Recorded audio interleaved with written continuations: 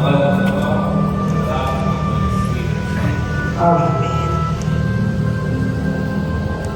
Mga kapatid, tayo ay naglikon upang ialay sa Diyos ang mga lumang palaspas na ginamit natin sa pagbalita ng pagpasok ng Panginoon sa Kristo sa Jerusalem. Ang mga palaspas na ito ay naging tanda ng ating pananampalataya at pagpupo.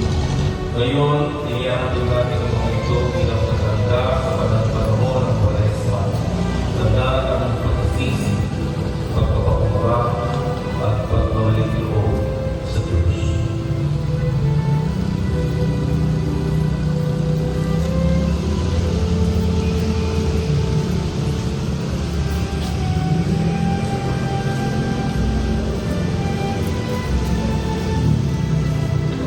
Habang ating sinasagawa ay usapin ang ating cyber ng pag-isa.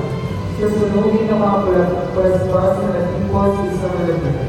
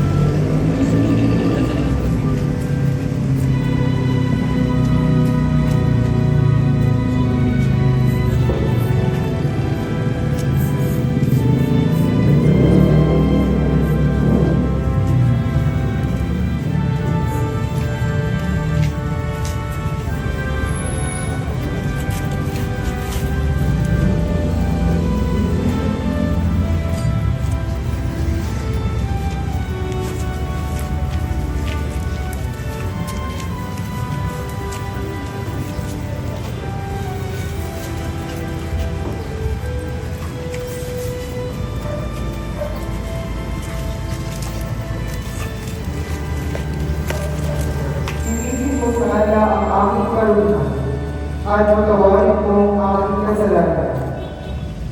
Mga pagkakasasa ko'y kinikilala, hindi ko malilimutan dahil alaala. Sa iyo na ang pagkakasalanan niya at ang ginawa ko'y hindi mo at sumayin niyo rin. Tayo ay manalangin, o Amang makapangyarihan sa lahat, pagkamadali mo po ang abong ito sa isang ng aming pagbabalik loob sa iyo. Gawaan mo kami at tulungan mo kami maging kapag sa iyo sa pagtahak sa landas ng pagbabagong loob sa panahon ito ng Kwaresma, sapagkat ang dalawang mo ay maligtas ng lahat sa pamamagitan ng Yesu Kristo na aming Panginoon sa isa ng Espiritu Santo o sa walang hanggan. Amen. Tayo ay manalangin. Ama naming mapagmahal, nilikha mo kami mula sa nalabog at patuloy mo kami inaiyang makahaging sa kaligtasan dulot ng iyong mabuting balita kasama ng buong sambayanan. Dalugdan mo kami ng iyong awa habang ang mga abong ito ay inihahanda bilang tanda ng pasimula ng paglalakbay namin sa panahon ng Kwaresma.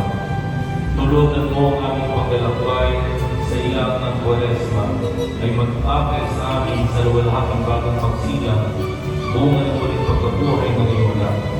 Huwag gawa ng kapayapaan ng pag-ayuno ng bawat isa at ang bawat panalangin ay makapagpadal sa amin upang makasama kami sa pag-ibig na di nagwawakas sa iyong tahanan o sa iyong tahanan.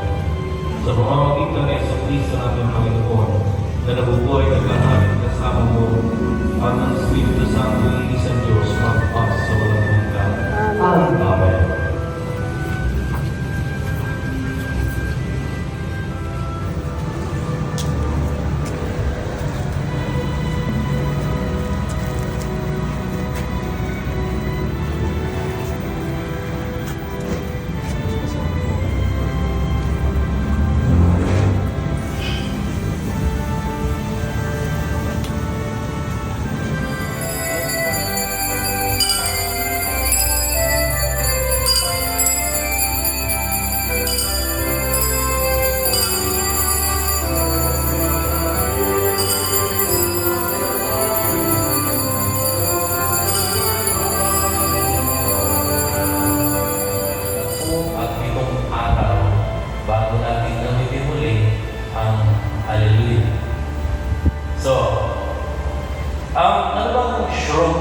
Tuesday. Hinanap ko kasi sa Google kung ano ba yung tugmang, ibig sabihin yung tugmang salita ng Shrove Tuesday. Pero wala akong ang sinasabi doon paliwanag, pero yung tugmang salita, ibigan mo na doon sa pagtitigil na iyon. Mabubusog ka. Nandun din yung hindi lang na pagkain, mga sari-saring, mga inumin, mga wine, lahat, mga drinks, magsasawa ka sa kakain. Kaya tinawag kong matabang Martes. Bakit ko nila ginagawa ito? Kasi papasok na sila sa panahon ng Kwaresma, sapagkat ang panahon ng Kwaresma para sa nila ay isang pagtitika at tinatawag na penitensya, pag-ayuno